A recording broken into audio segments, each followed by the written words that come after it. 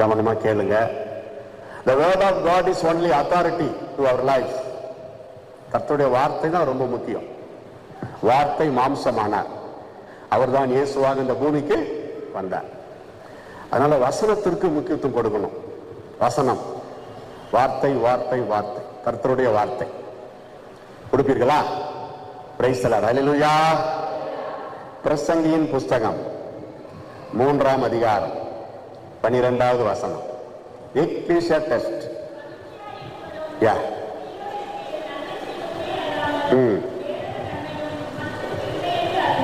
போதும். Be happy. Do good things. மகிழ்ச்சியா இரு, நன்மை செய். கர்த்தருடைய பிள்ளைகளுக்கு உபதேசம் தேவை. நாம் கர்த்தருடைய பிள்ளைகள் தானே, நமக்கு உபதேசம் தேவை.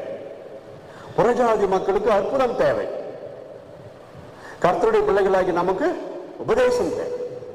அதனால தான் அந்த காலத்துல பாஸ்டர், ரெவரண்ட் அப்படியெல்லாம் இருக்காது. நான் சின்ன பையனா இருக்கிறப்போ உபதேசியார் வருகிறார் அப்படி சொல்லுவாங்க. உபதேசியார்னா உபதேசம், பைபிள்ல இருந்து உபதேசம் பண்ணும். படிச்சுட்டு அந்த வசனத்துக்கு விளக்கம் கொடுக்குறாங்க பாரு, அதான் உபதேசியார். அப்போ நமக்கு உபதேசம் தேவை. அதனால தான் சர்ச்சுக்கு வர்றோம். அடிப்படை காரியங்கள் எல்லாம் விட்டுட்டு அடிப்படை காரியங்கள்னா இயேசு கிட்ட வந்துட்டோம். இயேசு கொடுக்கிற ரட்சிப்பை பெற்றுக்கொண்டோம். ஆலயத்திற்கு வருகிறோம். Very very happy. we have to keep something. நம்முடைய நன்மைக்காக தான் இயேசு கிறிஸ்து சொல்றார். பழைய ஏற்பாட்டு காலத்துல இயேசு கிறிஸ்து வெளிப்படவில்லை. பரிசுத்த ஆவியானவர் நிரந்தரமாக பொழியப்படவில்லை. அப்படி இருந்தும் பக்தியும் பரிசுத்தமும் கர்த்தருக்குள் சந்தோஷமுமாக வாழ்ந்து பக்தர்கள் எத்தனையோ பேர் ஆண்டவரிடத்தில் போய் சேர்ந்திருக்கிறார்கள். ஆனா இயேசு கிறிஸ்துக்கு பிறகு பாருங்கள், எல்லாம் நமக்கு ஹெல்ப் பண்றாங்க. இயேசு கிறிஸ்து நமக்காக சிந்தின அந்த பரிசுத்தமான ரத்தம், அவருடைய கிருபை, இயேசு கிறிஸ்து பரலோகம் போன பிறகு அவர் கொடுத்த பரிசுத்த ஆவியானவர், அவருடைய கிருபை வரங்கள் நமக்கு பாதுகாப்பா இருக்கிறது. கை தட்டி கர்த்தரை ஸ்தோத்திரம் பண்ணுங்க. ஹல்லேலூயா. எனக்கு யாருமே இல்லைன்னு நினைக்கூடாது. ஜெபம் முடிஞ்சதும் ஆயர் சொல்லுகிறார், பிதா குமாரன் பரிசுத்த ஆவியானவர். ஆராதனை முடிஞ்சதும் ஆயர் சொல்லுகிறார், நம்முடைய ஆண்டவராகிய இயேசு கிறிஸ்துவின் கிருபை, பிதாவாகிய தேவனுடைய அன்பு, பரிசுத்த ஆவியானவருடைய ஐக்கியம் இன்றும் என்றும் சதா காலங்களிலும் நம் அனைவரோடு இருப்பதாக. கூட்டம் முடிஞ்சிச்சுன்னு போயிடாதீங்க. அப்படி சொல்றாங்க. காரணம் என்ன? நமக்கு துணையாக திரியாக தேவன் இருக்கிறார். ஒரே தேவன் தான், அதன் பங்குகள். பூர்ண சுவிசேஷம் தான். பிதாவானவர் குமாரனாகிய இயேசுவை அனுப்பினார். இயேசு கிறிஸ்து பரிசுத்த ஆவியானவரை அனுப்பினார். இதுக்கு மேல யாரும் கிடையாது. அதனால இனி நாம் எதிர்பார்த்து கொண்டிருப்பது இயேசு வரப்போகிறார். இயேசுவின் வருகைக்கு அவளோடு காத்திருக்கிறவர்கள் பாக்கியவான்கள், பாக்கியவதிகள். இயேசு கிறிஸ்து வரமாட்டார்னு யாருன்னா இருக்கிறீங்களா? இன்னைக்கு சரிப்படுத்திக்கணும். டவுட்டர் நிறைய பேருக்கு பாவம். சிலர் வெயிட் பண்ணி இயேசு வருவார்னு அவளோடு காத்திருந்து சிலர் ஏமாற்றம் அடைந்திருக்கிறார்கள். ஏமாற்றம் அடையவே கூடாது. ஏமாற்றம் அடையக்கூடாது. இயேசு வருகைக்குரிய வாந்தி இருப்பது நல்லது. அவர் இன்னும் வரலன்னு சொல்லி நம்ம ஏமாறக்கூடாது. நம்மை போல் எத்தனையோ பேர் இன்னும் இயேசு கிட்ட வந்து கொண்டே இருக்கிறார்கள். பிரதர் ஜபத்துல நடத்தினார். நாங்க வருஷத்துக்கு 2 முறை போவோம். அவர் இந்த வட இந்தியாலாம் சொன்னாரு, அங்கெல்லாம் நாங்க போயிருக்கோம். எங்களுக்கு பேரு மிஷினரி எவாஞ்சலிஸ்ட். Machinery evangelist.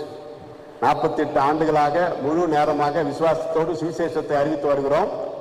வருஷத்துக்கு 2 தடவை வட இந்தியா போய் வருகிறோம். அங்க இருக்கிற சில ஏழை எளிய மக்களுக்கு உதவி செய்கிறோம். அப்படியே சுவிசேஷம் அறிவிக்கிறோம்.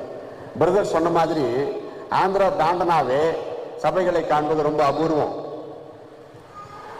இந்த ராஜஸ்தான் போன்ற பகுதிகளுக்கு போனீங்கன்னா ஊழியக்காரே இல்லை. ஒரு பாஸ்டர் சொல்றாரு, brother standing here, we are standing here, all this 50 kilometers. நாம் இருக்கிற இந்த இடத்துல 50 கிலோமீட்டர் சுற்றளவில் சபையே இல்லைன்ற. நம்ம நினைச்சுக்கிறோம் எழுப்புதல் வந்துருச்சு, வரலையே. நம்ம சத்தம் போட்டு பாடுறோம், கை தட்டுறோம், சோத்திரம் பண்றோம். அது நமக்குள்ள உண்டாகிற எழுப்புதல். நாம் எதிர்பார்க்கிற ஒரு உலக எழுப்புதல் இன்னும் நாம் காணவில்லை. ஜெபித்துக் கொண்டுதான் இருக்கிறோம். அப்படின்னா என்ன அர்த்தம்? எழுப்புதல். நம்மளால முடியாததை ஆண்டவர் செய்ய போகிறார். அதான் எழுப்புதல். எங்களால முடிஞ்ச அளவு நாங்க போறோம் வர்றோம், சுவிசேஷம் அறிவிக்கிறோம் ஆண்டவரே. ஆனா இது போதாது, ஊழியர்கள் காணவில்லை, ஊழியர்கள் போதாது, அறுப்பு மிகுதி, வேலையாட்கள் குறைவு, அநேக ஊழியர்கள் வரணும், ஒரு தேசத்துல, எங்க தேசத்துல ஒரு மாபெரும் எழுப்புதல் உண்டாகணும் அப்படின்னு சொல்லி நாம ஜெபித்துக் கொண்டே இருக்கிறோம். அதே நேரத்தில் நம் தனிப்பட்ட வாழ்க்கையில் simple but very important, be happy and do good things. மகிழ்ச்சியாகவே நன்மைகளை செய். நன்மைகளை செய்வதற்கு பலன் மகிழ்ச்சி தான். வசனம் சொல்லுது பாத்தீங்களா, நிகேமியா 8:10, கர்த்தருக்குள் மகிழ்ச்சியா இருப்பதே உங்களுடைய பலன். If you are strength, if you are very happy, rejoice in the Lord, that is your strength. மற்றபடி அதை விட்டுட்டு என்ன சாப்பிட்டாலும், என்ன சத்துணவு சாப்பிட்டாலும், டானிக்கு ஊட்டப்பானங்கள் சாப்பிட்டாலும் பலன் வராது. கர்த்தருக்குள் சந்தோஷமா இருக்கிறீங்களா, அதுதான் உங்களுக்கு ஆத்மாவிலே சரீரத்துல பலன்.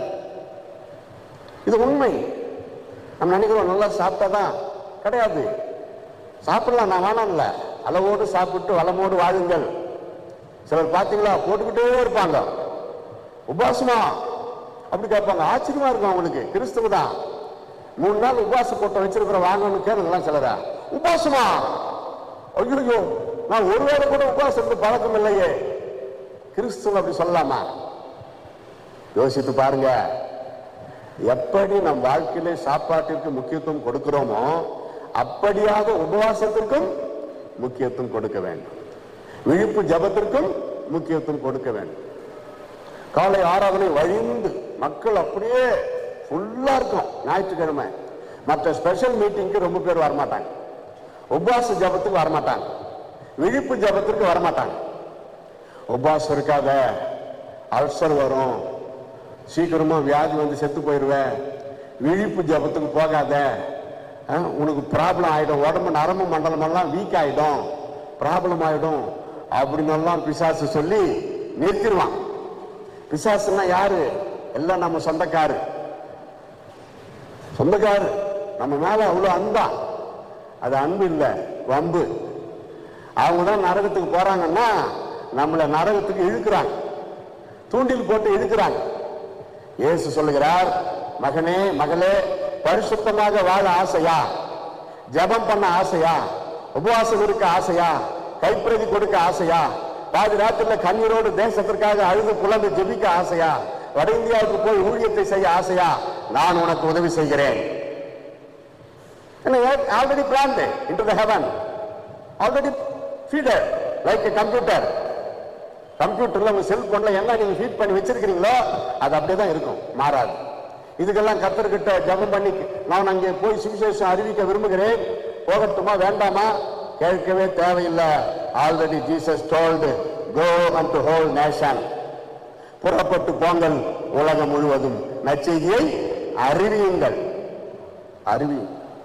செய்கிறீர்களா?